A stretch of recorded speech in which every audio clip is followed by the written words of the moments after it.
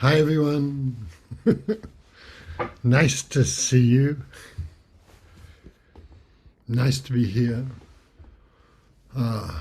Practice. The nobility of practice is the topic today. And we'll see how we do with that, eh? I think that the beginning of practice is always, feel what's happening, feel what's here, feel the time, without, I suppose, without prejudice about the time, you know, without objecting to the time, feeling what's here. So feeling the time, eh? And that means so the beginning of practice is to feel the time and to. It's not that we let. I suppose I let other things fall away. I don't fight things off if I can, unless it's a desperate situation. so it's just that the here-ness starts to take over, the here-ness of life, and so I'm here. Then I'm here again. That I'm more here, and or even there's no even more. If we're here, we're just here, and what I was 2 seconds ago doesn't really matter. The nobility of practice. Hako, a great Japanese teacher, Hakuin Eka, said, if you do zazen even once, it wipes away beginningless crimes. I think the idea of, the thing about meditation, the thing about true practice is the idea of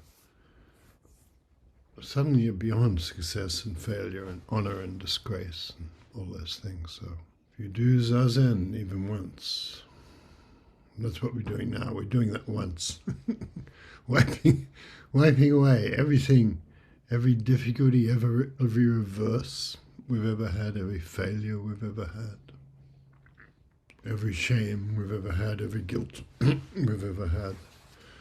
Even, we can't even hold on to our triumphs because they limit us, and then we're not here because they were there. So we always start by showing up here. I suppose when I very first started meditating, it was a bit like going to church. I thought, God, I've got to behave and get improved, and it'll be good for me, but it was a bit of a struggle. and at some stage, the whole thing became friendly, that practice is a friend, and meditation's a friend, and any time I give to the practice, it will be returned to me. I won't really lose that time because the gaining and losing is not part of the equation.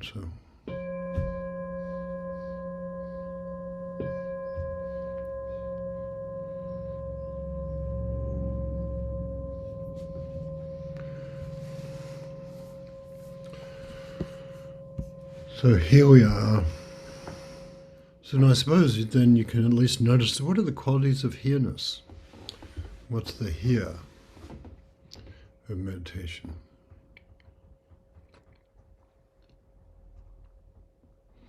For you, what is it to feel the time? At some stage, there's this tremendous sweetness starts to come over me in meditation, and I suppose when I began meditation, I wanted to be clear and wise and things like that. When the sweetness appeared, I kept brushing it aside. It's like the archetypes, the Buddhist archetypes are, Manjushri is the wisdom figure who sees the emptiness of all human striving and all human achievement and all human failure and all that. But Kuan Yin just loves it all. And so I kept pushing aside. I thought, that's not it. I'm feeling very loving. That can't be it. But you'll notice that what I notice is that we befriend our practice. So it just really, apart from the fact it saves your life if you're in a really difficult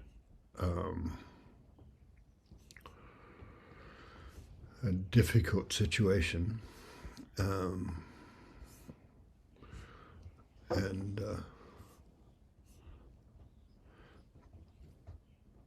the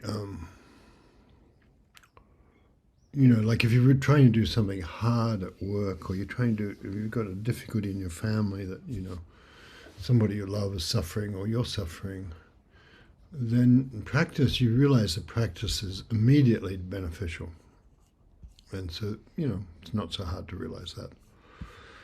Even marsupials from Australia can realize that.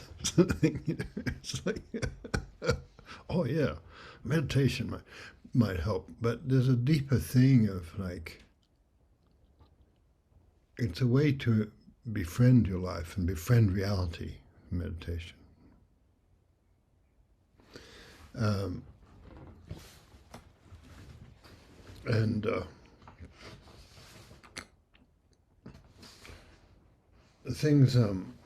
Things do kind of stick to us during the day. Well, I don't know, but I do. Some days just seem harder than others, right? And you come home and think, oh God, And practice is a good thing then, practice. So, yeah.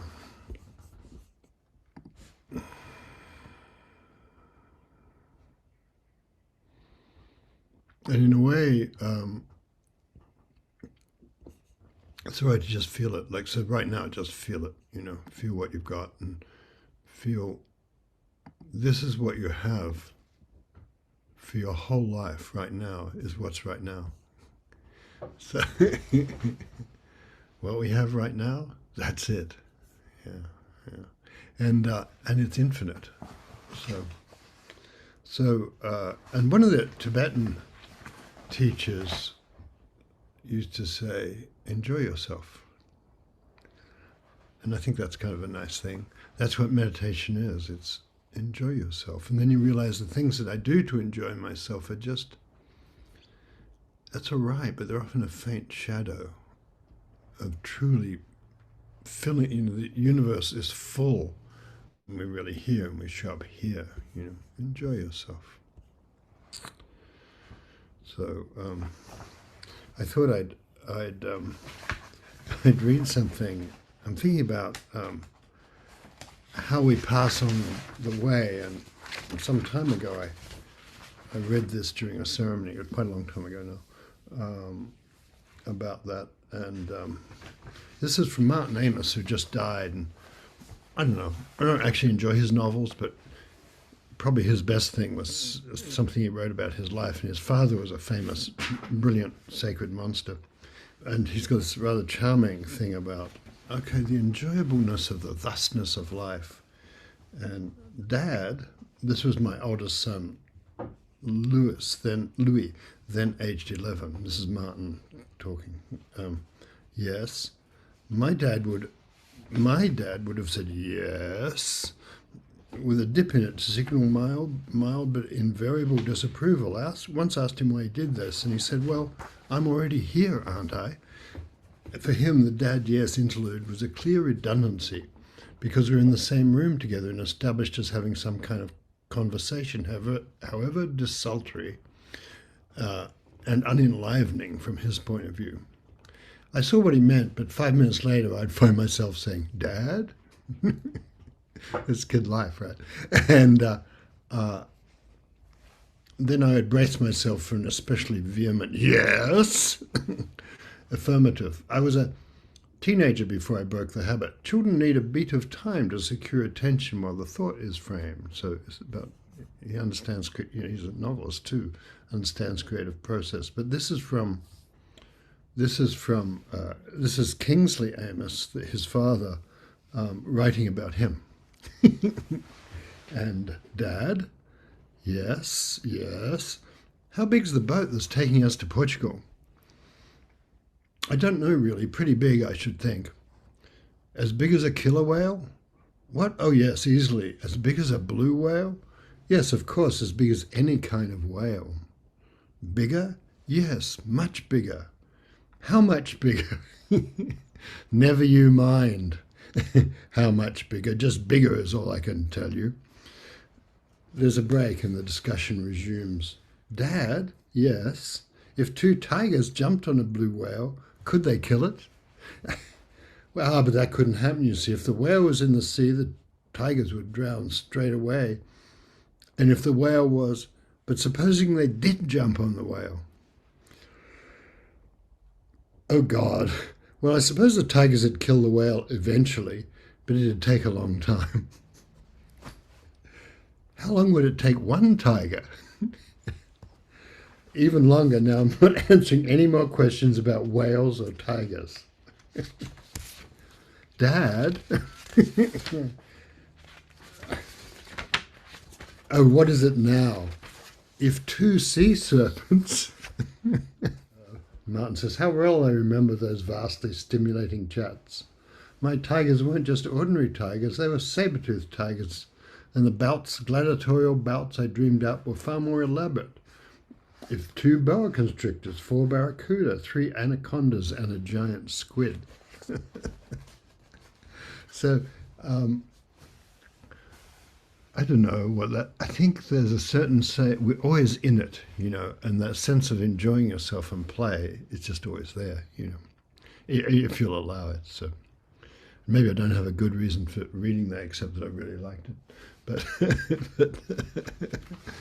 But so what I want to do now is, well, I'll quote this thing that I put out. This is a famous piece by an old Chinese teacher he was a student of somebody called Guishan, who was one of the legendary old masters. I lived with Guishan for more than 30 years. I ate Guishan's food, I shat Guishan's shit, but I didn't study Guishan's Zen. All I did was look after an ox. If he got off the road, I dragged him back. If he trampled the grain in other people's fields, I trained him more harshly. For a long time he was so pitiful at the mercy of everyone's words. That's an interesting thing, is that the mercy of everyone's words. It's one of the primary delusions, I think. What other people think of us. For a long time he was pitiful at the mercy of everyone's words. Now he has changed into the white ox on the bare ground. Always in front of my face, all day long he clearly reveals himself. Even if I chase him, he doesn't go away. So there's something there about the friendliness of practice, and I think getting that degree of effort in practice right is a tricky thing, because when you're truly here, there's nothing else happening. There's no you outside of here trying to get here or any of that stuff. You're just here. And as you said, the ox won't go away all day long. It's in front of my face. It's kind of beautiful, And all day long in front of my face. So so that's a kind of nice thing. And the other thing is that, when I first started, actually I do want to say more about that training the ox part of it. I realized that it might help my very busy mind if I, counting your breaths was something that some Zen teachers would teach you to do at first. So you count your breaths, and then people would get obsessed. Do I count the in-breath and the out-breath, or just the out-breath, or just the in-breath? And it was like, if two sea serpents, so just count your breath, and I think, I guess it was, and then I'd say count the out-breath. I'd decide, well, I better establish some territory here, so I just decide arbitrarily to count something. I tried everything, of course, but count the out-breath. So 1, 2, like that. And sort of slightly calming, but then I'd find myself saying 31. You're supposed to count to 10 and start again, And the now long dead Roshi in LA, Maizumi, said, well, sometimes I don't even get to one. so the idea of being tolerant was important, and tolerant of the here-ness, because even when you feel like you're not doing it, you practice very well. Part of your practice is tolerating your being and the being of now. It's a tremendously important part of it, And you can tell that with Amos' discussion about the kid who, how big is the boat taking us to Portugal? so yeah. Yes. So let's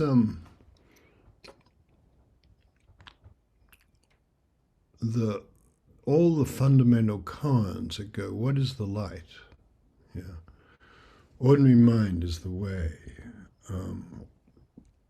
The koan know is used a lot. Just know, which, in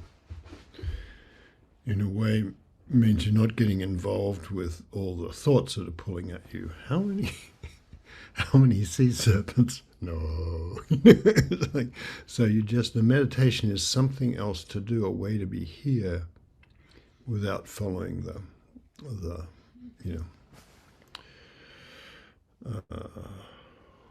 without following whatever it is the mind thinks it's following. So what I want to do is meditate a bit now, and you'll find that there's an interesting thing between effort, the force of effort. Because if you don't ever sit down and make the effort to sit down and meditate, it's pretty hard to meditate. And on the other hand, if you don't ever let yourself get here, you're always like practicing to get somewhere and you're never there. So part of it is noticing when, actually I can relax, I'm here. And being honorable about that too, Here I am. And you can probably feel right now, if you just look inside, this is the ancient teaching, and there's just never been any other one in Zen, really. If you just look inside right now, not tomorrow, not yesterday, but right now, you notice, there isn't a flaw, there isn't a problem, there's nothing really wrong. Yeah.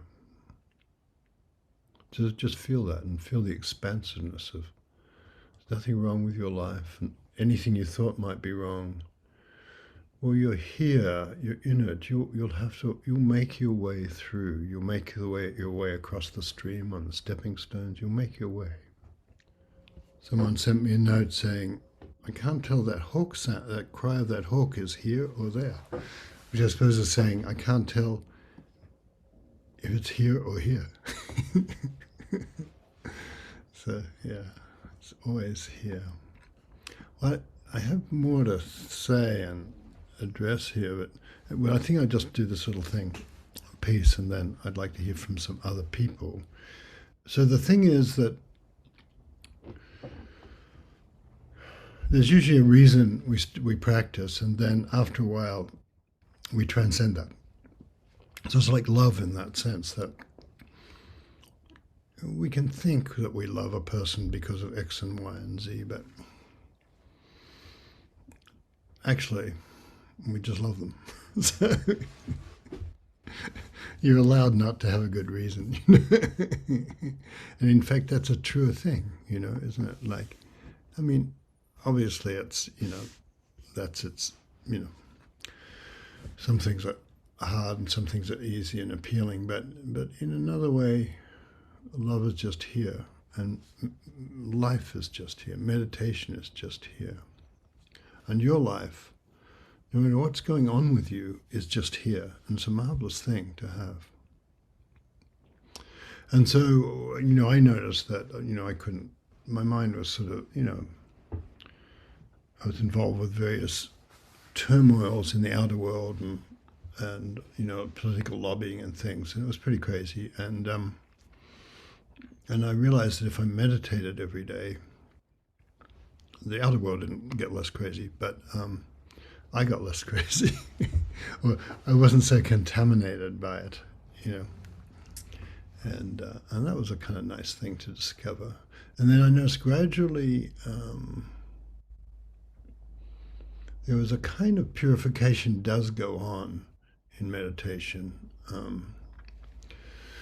where my dreams changed, and you notice your dreams change as you get deeper in. Your dreams change, and if your dreams are nightmarish, then that's something going on in your life, and your dreams having a conversation with you about it. But it's not like your whole life is that, you know, because you have meditation practice, you know. And even if you're in pain or, you know, whatever it is, it's okay. Even if you have great grief, something like that, it's okay.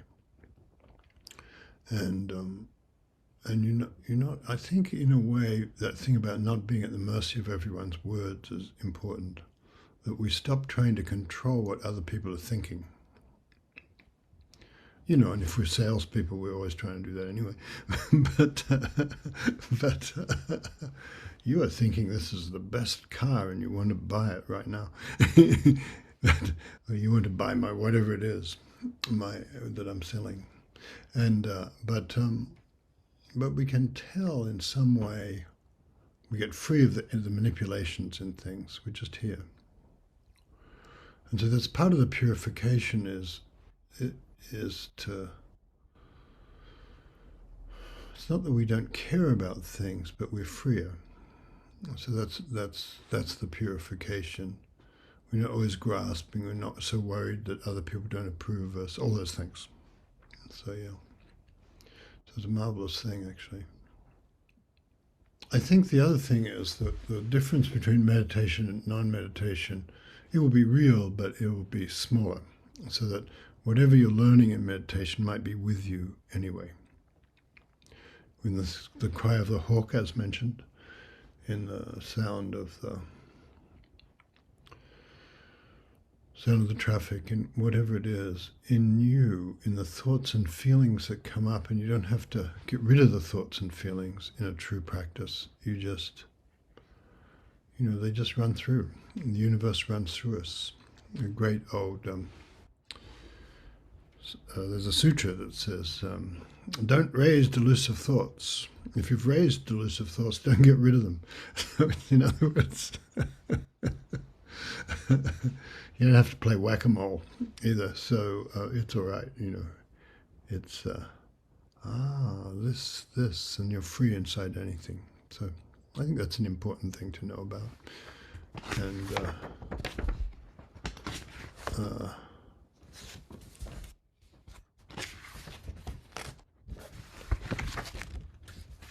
I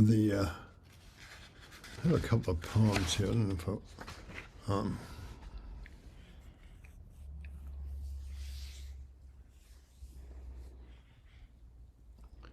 this is a guy called N. Scott Momaday who wrote some great. He did, you know, the horse songs, the beauty walks beauty, and things like that. And this is the delight song of Soai Tali, and he's a great Native American writer. And this is just an itinerary in a way, not an itinerary, a list, like a Homeric list, but it's about the simplicity and beauty of the world. And I thought, well, there's a kind of practice element here, so I'd read it to you. I am a feather on the bright sky. I am the blue horse that runs in the plain. I am the fish that rolls, shining in the water. I am the shadow that follows a child. I am the evening light, the luster of meadows. I am an eagle playing with the wind. I am a cluster of bright beads. I am the farthest star. I am the farthest star. The impossibility of these things is so wonderful too. It's like, what if two sea serpents? I am the cold of dawn. I am the roaring of the rain. Isn't that wonderful? The roaring of the rain, you know, goes through us. I am the glitter on the crust of the snow. I am the long track of the moon in a lake. I am a flame of 4 colors. I am a deer standing away in the dusk. I am a field of sumac and the pomme blanche I am an angle of geese in the winter sky. I am the hunger of a young wolf. I am the whole dream of these things. You see, I am alive. I am alive. I stand in good relation to the earth. I stand in good relation to the gods. I stand in good relation to all that is beautiful. I stand in good relation to the daughter of Sen Tante. You see, I am alive. I am alive. All the things that come to us, we are. We can't separate ourselves from the rain or the child that jumps into our arms in the morning or anything really. Tess Beasley, do you have anything you want to say? The thread that keeps coming up throughout kind of is that what is it when the ox doesn't go away anymore? And I think you were saying how meditation kind of starts to seep into everything, but I think I've been thinking today, well, the deeper the practice gets, it seems like everything starts to become a practice in a way. Like I've been noticing quite a lot. Like I have an old cat who doesn't like to eat as much anymore, but if you brush him and pet him while he eats, then he thinks that's pretty great. So that becomes a practice. And earlier this spring, we planted a bunch of very young trees that kind of populate the skyline, but we didn't really think through that they're quite far from the house, and it's very dry. And so several times a week now, I have to get these big 5-gallon buckets and trudge up and down and it would be so easy to think, oh God, now I have to go get the buckets and I have to, but it like being outside for what now is like an hour and a half, just sort of tending to all these plants and ensuring they get water and seeing how they're doing and if little caterpillars are bothering them, and feeling the ache in my shoulders and feeling the how if I relax my body when I carry the buckets, then I actually don't need to work nearly as hard as I think I do, but it all becomes this sort of inclusion and way of being entered by life and way of becoming part of my surroundings. And it's just like everything starts to feel like that. Hatching a business issue with someone becomes part of a practice. Like everything just becomes part of practice. So the nobility of that, I suppose. Thanks. Yeah, it's interesting when hashing out a business issue and deciding, what's going on here and feeling your way through. That's it too, you know. That's marvelous. It's the creative work. So, um, yeah.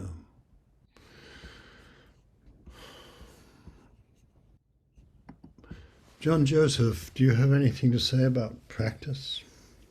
You had mentioned about the chock-a-block of sort of the acceptance of whatever is going on at the moment while you're sitting. And I remembered you had told a friend one time who you were sitting with, and his Zendo garbage truck goes by, and he kind of got upset because he wanted the perfect situation. And you had said, "Don't be snobbish about sounds."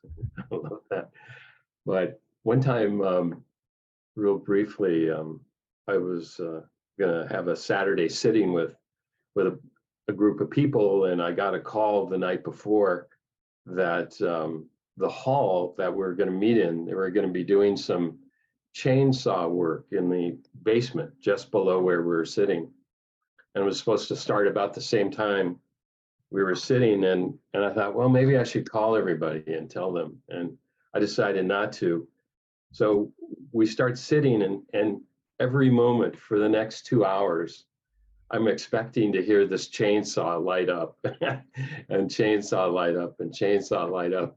And it didn't. They didn't do the chainsaw work. So it was not being snobbish about no sounds. We used to sit in a place, some of us remember, John would be one of them, where it was an old blues club originally, then became a synagogue, but it was right on a square in Katati, and I accidentally scheduled a one day when they had the accordion festival there. And so, and they're incredibly amplified. Accordion's loud anyway, but amplified. It was so great. And we look at the 20th rendition of Ladies of Spain. That was so great. It was like, after all, we're sitting in the middle of accordion, so it was all right. It was kind of wonderful, actually. So I still remember that.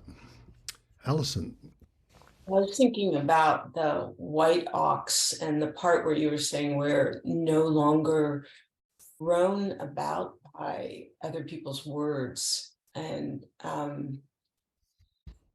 how sitting in practice that also goes not being thrown about by my own words, but my own ideas about what I should or shouldn't be doing, or what should or shouldn't be happening or have happened. And that feeling of being able to tolerate in the widest possible sense the uncertainty of not just what might happen in my life in the future, but it gets, in practice, I notice it just gets closer and closer in that feeling of uncertainty until it's permeating every particle in the universe now. And it's like the whole universe, the carpet, the trees outside, is all filled with kind of humming space of living uncertainty. So that the moment I'm in right now is bathed in this sort of wave of uncertainty. And when they think of stepping off the 100-foot pole is like that, where it's not so much being able to tolerate my thoughts and what other people think. It's more even stranger to be able to tolerate the uncertainty of the moment I'm in. And my sister sent me day before yesterday a whole folder of photographs that she discovered of a trip that we took 6 years ago, where we took our 89-year-old mother to Hawaii, where she'd just been longing to go back to, and she lived at some portions of her life. And everyone was telling us, don't take her, it's crazy. We had to sign all these release forms from her place where she was living. And so we get into this hotel, this marvelous hotel at Diamond Head, with a view of the Pacific. And they had these, fabulous restaurants there. And my mother she has this thing where she would not ever in her entire life tell you what she wanted to eat. So you'd go to a restaurant, it was sort of a game of chicken, where she'd always ask you, well, what are you getting? You'd looking at the menu, and you wouldn't look up, or you wouldn't, and you just couldn't tell her, because as soon as you said, oh, I'm getting the mahi-mahi, she'd say, oh, that's what I went with, the mahi-mahi, because she just couldn't bear not to orient by what other people were thinking. And so we go to these restaurants, and my sister, we make a plan beforehand. Don't say what you're going to eat. We promise you won't say you're going to eat. We want mom to get what she wants to eat. And then so we'd sit there, and our mother would try it again, and she'd sort of put out these little lures and dangle them. And my sister literally could not bear it at some point. And she'd say, well, I think, the eggs would be good for you this morning because they have a lot of protein. And I'd just say, ah. So it's that being able to tolerate the uncertainty in the moment, being able to tolerate not knowing where this is going to go. Maybe it'll take an hour and a half for us to place our order. That's okay. Very good. I'm having the extra hot kimchi. Nicola, I was thinking of you when I was reading the thing about the Amoses. Yeah, yes, indeed. Yeah. Yeah, I really enjoy that book, and I'm not very good at reading his other books, so I'm with you there. Yeah. And I really love this koan with the white, the way that the description of how he tries to control it and tell it not to trample on other people's crops and things. And then it just doesn't go away. And that's kind of feeling in the heart that one has of, oh, I have of the bull just there, and you're not controlling it anymore. And it's gone beyond, it's gone into something kind of loving that is not, it's nothing to do with manipulation. Yeah. So I really enjoy having him around, this person. Very good. Thank you. Jesse.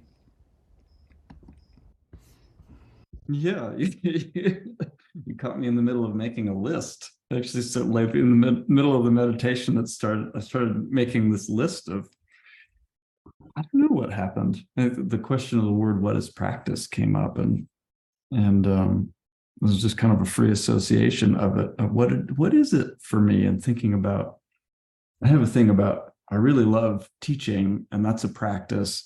And then I hear about other people doing, like, I don't know, David Weinstein told me about somebody who's doing a really intensive Tibetan practice right now. And I thought, shouldn't I be doing more intensive practice? And thinking back on all the times when I was doing really intensive practice, and I kind of miss that. But also I keep finding myself not doing it, not meditating for hours a day. But I don't know. So I'm exploring that in myself and in my new life in Hawaii. And I think part of my practice is discovering what is important to me, just objectively, what just arises that shows itself to be important. Like, I keep being drawn out to doing yard work. I've never, ever cared about yard work ever in my life, but there's something about the discipline and the connection to the land and all these things that keeps drawing me out there. So this like list of what's important to me. What are these various practices in my life that are starting to pop up as important? Meditation practice, creativity practice, the practice of connecting with others, the practice of learning new things.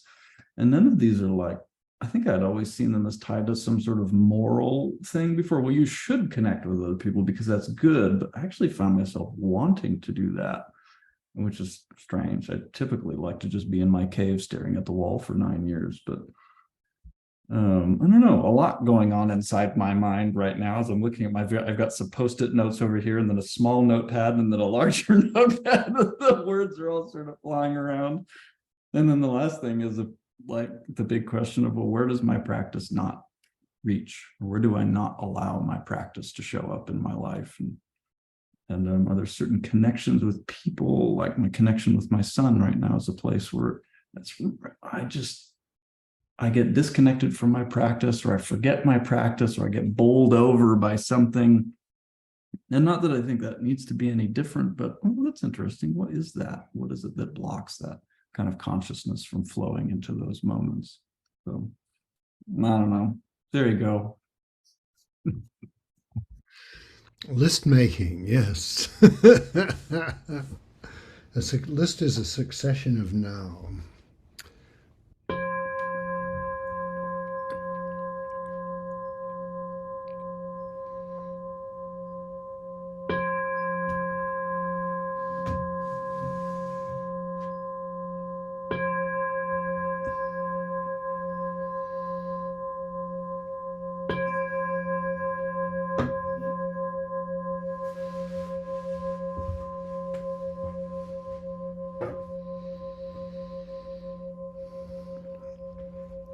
Now it is the white ox on the bare ground, and even if I tell it to, it won't go away.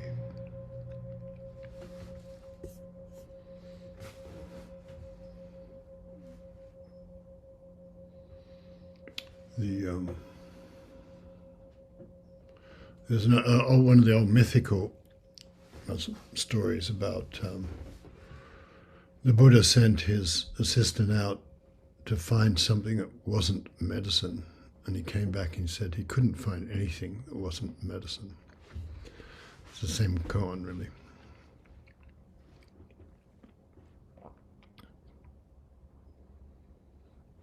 The white ox on the bare ground, and won't go away even if I tell it to.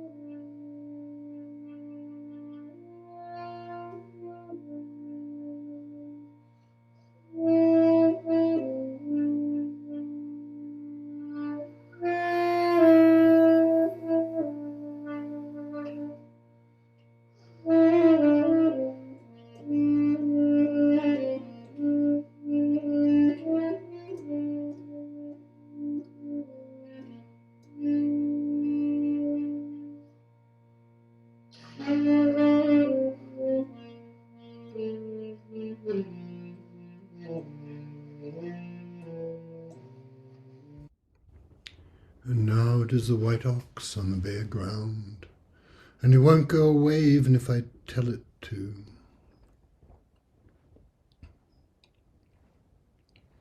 This.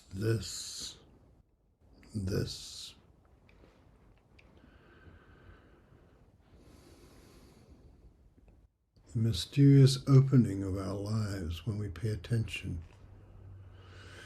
It's always here.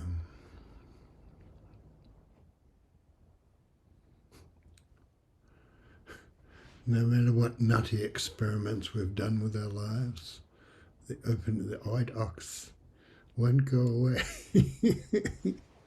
even if we tell it to.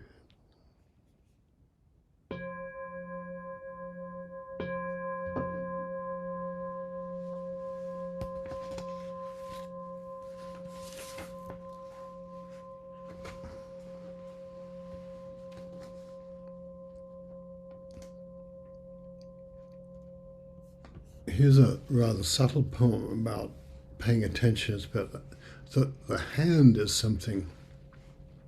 When we're really paying attention, our hands do things for us, and they do things like they catch a ball before we thought about catching a ball, things like that. This is Joel Stern. It's called My Hand. I put my hand in a baby shepherd's mouth, he means the dog, in a baby shepherd's mouth, and watched him whine with pleasure. I've seen him roll on his back with his white stomach facing the sun and paw helplessly. I think he is full of some form of love, something Dante would have pitied as he moved from heaven to heaven. Something akin to the drowned buttercup or the red woodpecker swinging on his bag of fat. There would be a crease at the corner of Dante's eye, a roundness in his cheek, that is for that animal alone. A tiny sign interrupting his climbing and his falling, his concentration on justice and liberation. A tiny sign indicating that there's something beyond our concentration on rising and falling and justice and liberation and all those things. Beyond our striving, I suppose. And the last one I want to is just for a friend of mine who's a tree. Why be prejudiced, I say. This is called Asking the Apricot Tree. At dawn, still awake, I asked the apricot tree, "Did you dream last night?" And, you know, it's such a joy to be here. I just want to say that it's lovely to see your beautiful faces and, you know, some of your old friends here, I see. So thank you. Yeah, thank you for coming. Yeah.